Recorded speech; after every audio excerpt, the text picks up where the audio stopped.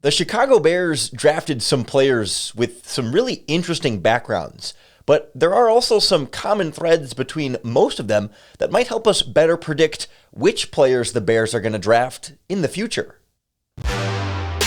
You are Locked On Bears, your daily Chicago Bears podcast. Part of the Locked On Podcast Network, your team every day.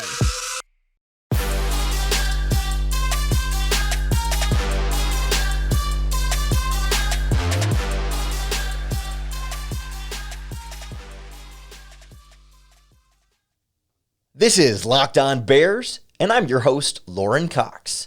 I'm here to bring you your daily, in-depth Chicago Bears news and analysis. You can follow me on Twitter at CoxSports1. You can follow the podcast on Twitter at Locked On Bears. You can like Locked On Bears on Facebook. Join the Locked On Bears Facebook group for even more Bears talk.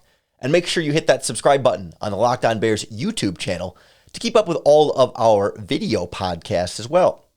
Thanks for making Locked On Bears your first listen today. Today's episode is brought to you by our friends at Blue Nile. This Mother's Day, give mom something she'll treasure forever with fine jewelry from BlueNile.com. Locked On podcast listeners get $50 off $500 purchases. Use code LOCKEDON at checkout. On the show today, we learn a little bit more about some of these Bears draft picks we haven't dove too deep on just yet. We'll start with the cornerback Kyler Gordon and his interesting background in dance and ballet and how that sort of shaped his skill set to be an NFL starting cornerback opposite Jalen Johnson. We'll also later on in the podcast learn a little bit more about Dominique Robinson, the pass rusher the Bears drafted on day 3, who was a quarterback and a wide receiver then in college before more recently converting to defense and pass rusher. And he talks about why he's even looking to Leonard Floyd as the type of player he's trying to learn from and emulate in his pro career. We'll also hear from some of the Chicago Bears scouts that directly scouted these players. And there was a common thread between a lot of the things these scouts said about a number of these Bears draft picks that I think can hint at us a little bit more like next year when we get to the draft, which players they might be more inclined to take at that time. But let's start with the Bears' first pick, Kyler Gordon, a really interesting guy. I think he's going to be a strong fit in this Bears defense, a player that Ryan Poles said they weren't expecting to be there in the second round. He said, they ran through these pre-draft simulations, and there was one simulation where Kyler Gordon was there, and they thought it was too unrealistic and said, ignore Kyler Gordon on the board here because we just don't think that's realistically going to happen for the team. Lo and behold, he's there at 39. The team was excited to bring him in, and as it turns out, he's been obviously a successful football player at Washington, but one of the things that led him up to this point was actually a very successful, previous career is not the right word, but previous success in dance, believe it or not. That was something that, in his younger days as a student athlete, something he had a lot of success with. And when you start to think about it a little bit more, you can see some of the potential parallels here to, playing cornerback specifically in the NFL. But let's start with having Kyler Gordon himself explain it when he talked to the media after he was drafted. Hey, Kyler, we were just talking with one of the area scouts who's watched you for a while now, and he was just talking about how you have a background as a dancer. Where did you get into that? Like, how did you get into that? And how do you feel like that's helped you in your movement skills as a cornerback? Yeah, so my mom actually got me into that at a young age, and so I did that for a while. I was like the first competitive, like anything I ever did. And I would just go around the whole country just doing a bunch of competitions. So I was competitive and went to nationals, did all that, the lyrical, ballet, hip hop, all that. And she got me into that, and that just helped me transition to the game of football when I first finally got into that. So I'm thankful I did that.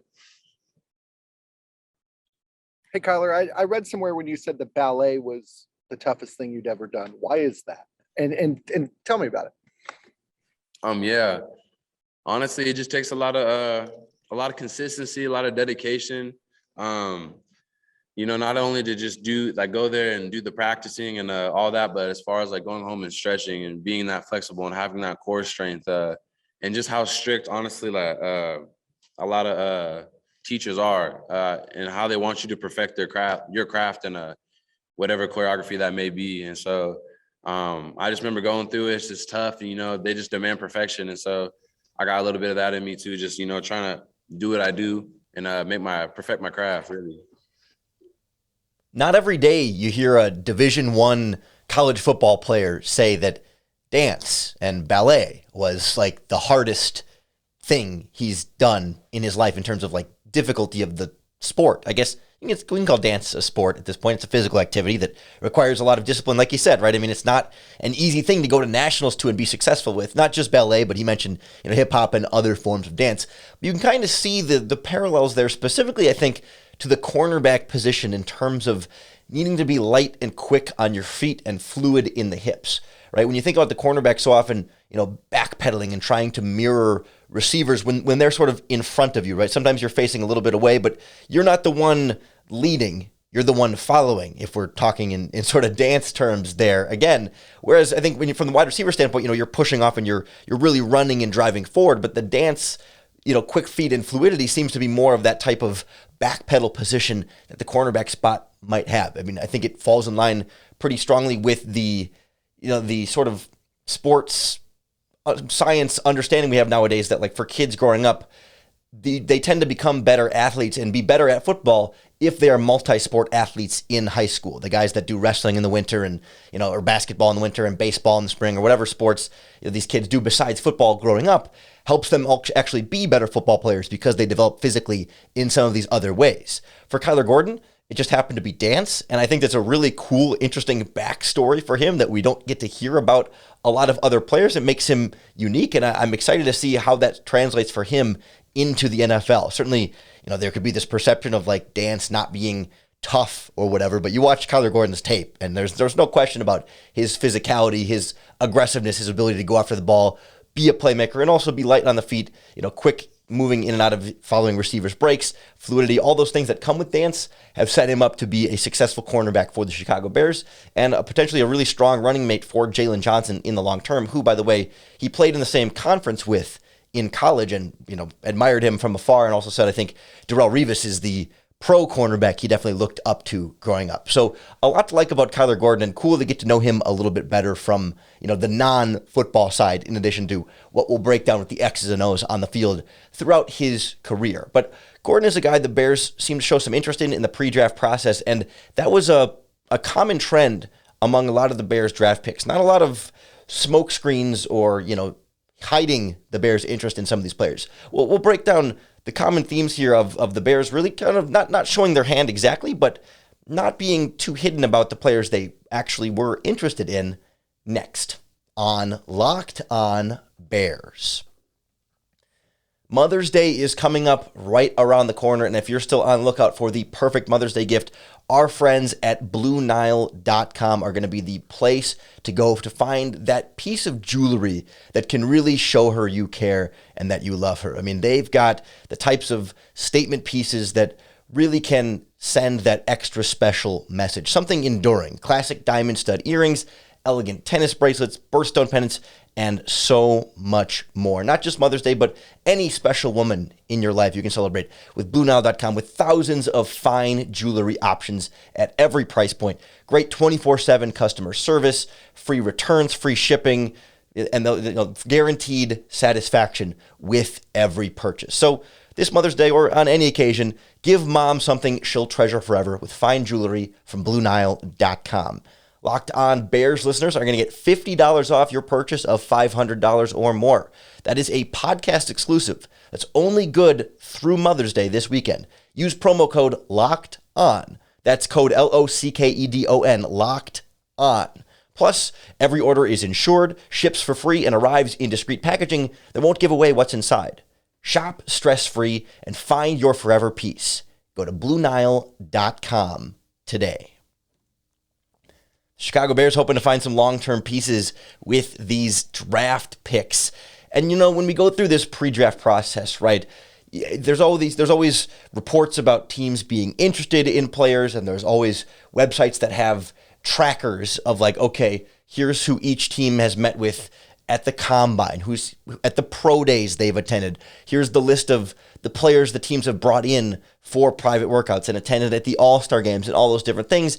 And generally, we've sort of learned over the years to think of it, well, they're going to show interest in every player, and they're going to meet a lot with all the players, and they can only draft, well, originally 6 were the number of draft picks they had. Of course, they traded and added a bunch more draft picks and added a much bigger draft class. But regardless, they're going to show interest in a bunch of players that they don't ultimately end up bringing in. And quite often you see teams draft players that really they didn't end up having any like reported visible interest in those ways in terms of, reportedly meeting with them at these intervals or bringing them in for workouts. Like the team is only allowed to do 30 workouts. It's called their top 30 workouts, the players that they can bring in or fly to and do like a private workout that they have to report to the NFL to make sure they're not working out too many players. And as we look at this Bears draft class in particular, the vast majority of them were players that the Bears ended up, and sort of looking back on it now, looking and seeing the Bears showed significant interest in a lot of them in a lot of this draft process. That's not to say all of them were like super obviously honed in on, big time, they were definitely going to take these guys, but a majority of them were top 30 visits. Majority of them, they met with a lot of these individuals. And when we heard from the Bears scouts themselves after these players were drafted, you could hear from each of them, even like unprompted in some cases, bring up the importance for them of the guys they saw at the Senior Bowl in particular. There were 4 Bears draft picks for sure that were at that Senior Bowl. Others getting some of that in-person attention seems to matter a lot for the Bears. But let's hear it directly from these scouts, because I think it's more powerful when you hear it from them and how the theme kind of comes up between all 3 of them. Let's start with National Scout Sam Somerville, who used to be their Southeast Scout, was promoted to the National Scout. He's had really great success. He was the one who picked out Eddie Jackson, Tariq Cohen. A lot of these Bears late round steals have been Sam Somerville products. And so he was the one who spoke on behalf of the Velus Jones pick at wide receiver. And it's why I have some real faith in Velus Jones, of all of them, being one that we can be excited about because of the track record of the scout who scouted him. But here's Sam Somerville talking about the Senior Bowl impact for the wide receiver they took in the 3rd round. Sam, a lot of times you see guys run a 4.3, doesn't necessarily translate onto the field. You see that in the tape with Velus. Is that one of the things that attracted you to him, obviously? Absolutely. I think especially looking at that very first play at the Senior Bowl, you could really see it, the way it translated to the field. I mean, he just runs by guys. And every time he gets the ball in his hands, you can see him outrunning angles. And, he's a real exciting guy to watch because of that. Right. The question there was about speed and it showing up, and unprompted Somerville kind of goes, yeah, we saw it at the Senior Bowl, first play of the Senior Bowl. Getting to see Velus Jones in person was a big part of that evaluation for this Bears scouting staff. And when we heard later on from, I believe it was their West Coast area scout, David Williams, talking about the offensive tackle they took in the 5th round, Braxton Jones, the same kind of thing came up. Getting to see, especially in his case, a smaller school prospect in person at the Senior Bowl playing against Division I, higher quality NFL talent was a really big part of the evaluation process for the Bears. Sounds like even he realized, too, like when he was at the Senior Bowl, he said he's looking around, he sees FBS guys, SEC guys, and he's an FCS guy. He's like, they're doing the same things I can do. Do you feel like he's coming in with some confidence that has maybe been honed? I do. That Senior Bowl was huge for him. I do think just because you never really know, some of those small school prospects that I've scouted over the years, they never really know until they get to the East-West Shrine, NFLPA, or especially the Senior Bowl, the Combine. So for him to exist in that, and not just exist, but compete and be one of the better linemen there, I thought that was a really good sign for his future. You really get the sense that like the All-Star Game meetups matter for them, whether it's a guy like Velus Jones that they want to see that speed in person, a guy like Braxton Jones that they want to see how he stacks up against Division I competition, or how about the edge rusher Dominique Robinson from Miami of Ohio, who's very raw and new at the position, but they too wanted to see him in person in that way to see how those sort of raw skills would fare out in those one-on-one individual drills. Here's their Midwest area scout, Brandon Rahor, on what they saw from him at those games and how that sort of affirmed their belief in him. How raw is he right now? I would say, there is some rawness to him, but this kick and rush the passer, I think he showed this at the Senior Bowl. That was really where he made, I thought, his biggest step, where he belonged. But like I said, there's traits to work with there, and there's only upside. The Bears also had, I believe, their 7th-round pick, Ja'Tyre Carter, was also at the Senior Bowl. But I'm not going to play another scout for the 7th-round pick. You get the idea, right? In some of those cases, unprompted, they bring up, oh yeah, seeing him at the Senior Bowl was a really big factor for us in confirming a lot of what we liked about those players. Braxton Jones, for the offensive tackle that we just heard from Southern Utah, like he was one that they brought in for an extra workout, or did a workout with him, a private workout, a week before the draft, or like the Monday of draft week with their assistant offensive line coach, to really get to see that one more time. I think a lot of the other players they drafted ended up being among their top, those allowed 30 in-person workouts that they did tended to fall in line with those guys. And I went and listened to every press conference that the Bears put out there with their scouts talking about those players, and pretty much across the board, you heard Bears scouts talk about, when and where they met with them and had all this interest in them in the pre-draft process, or when the Bears players themselves were interviewed talking about, oh yeah, I met with the Bears here and here and here, and they seem to show a lot of interest in me. I think the only one that said he was a little surprised the Bears picked him because there hadn't been all that much contact was the running back Treston Ebner, who the 6th-round pick is a really good pass catcher out of Baylor, more of the change of pace running back for him, who kind of said, yeah, I mean, he was a little bit surprised. Not that it was out of nowhere. I mean, I think he said he talked to him like kind of the casual stuff, but not like an in-depth, in-person thing. But I think overall it signals a trend that when we come to next year, I think it's important to pay attention to, especially the guys at the Senior Bowl. Though those games seem to really matter to this Bears coaching staff to confirm or deny some of the things they were already seeing on tape. It's not that they're taking the Senior Bowl, the combine or whatever, and having that supersede what they saw on tape, but it's an important part of that evaluation confirmation process. Paying attention to the Senior Bowl, those top 30 visits, those pro day workouts.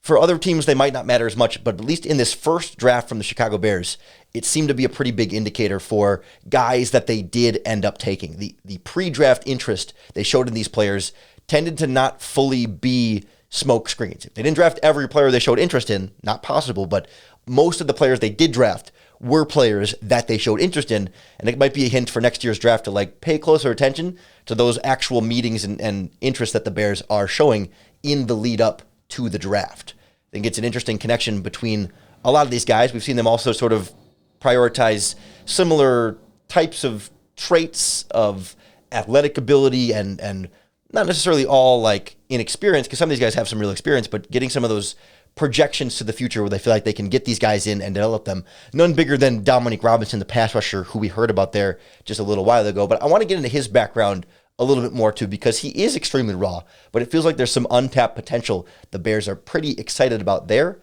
Next on Locked On Bears. By now, we here at the Locked On Podcast Network love Built Bars because they are the world's best tasting protein bars. I'm a guy who tries a lot of protein bars. I like to get a lot of protein, go to the gym, build muscle, all that stuff. And I have not had a protein bar product that tastes as good as Built Bars. And on top of that, they're also good for you. It's really the best of both worlds. And I kind of have to limit myself to just eating one a day because they're so good. And I could do one for dessert for every meal and a snack in the middle of the day, and I'd go through a box a week, and it would be a lot to keep up with. But Built Bars are great because they taste like candy bars. They're soft. They're easy to chew. They're all covered in 100% real chocolate, none of that fake stuff. But they're also low sugar and low calories with that high protein and even a high fiber content as well. It's the best of both worlds. You got to try them for yourself. You'll be a believer just like me. Head on over to Built.com, enter in our promo code LOCKED15, and you're going to get 15% off your next order. That's promo code LOCKED15 for 15% off at Built.com. Chicago Bears are hoping to build up some of these day 3 draft picks into something better than what you might typically expect for a 6th and 7th round pick. And like we've talked about on the podcast, it's not realistic to expect them to all of a sudden, become great players. But you can see the raw traits, and I really am intrigued by Dominique Robinson, the 6th round pick, the pass rusher out of Miami of Ohio, because he really is this unrefined, new to the position type player, right? It's not like you get a guy who's been a 4-year starter and still doesn't have pass rush moves or something, right? It's like, no, he just became a pass rusher within the last couple of seasons. He played quarterback and some receiver in high school, came to Miami of Ohio as a wide receiver and wasn't really able to consistently crack the rotation there. And so he said, Coach, where can I get on the field? Where can I make plays for this football team without the ball in my hand? And so they put him at that edge rusher position, let him bulk up a little bit more. And it's been really interesting to sort of see the flashes that he has had where you're like, oh, he's got some special movement ability in him where he can bend the edge really well, great speed, and say, okay, we can't teach those type of physical tools as, a wide receiver playing pass rusher, right? He moves differently than you think of a true like defensive lineman or a traditional defensive lineman, but he has the physical tools to play that position. And now it's all about taking what he's done and really teaching him those next steps. And he realizes that, right? The Bears scout acknowledged that, yes, he is raw and is going to need some work. And even Dominique himself, when he was drafted by the Bears and answered some questions for the media, kind of said, yeah, I am raw and I do have some work to do, but he seems to be on the right track of knowing what he needs to do, and also shared a former Bears player as a guy he's looking toward as someone he's trying to emulate in the pros. Dominique, how raw do you consider yourself right now as a pass rusher? I consider myself to be really, really raw. I've been working on some new stuff. I was a one-dimensional player, kind of only had one move throughout college. So I wanted to add some power. I wanted to add some things that come off of power.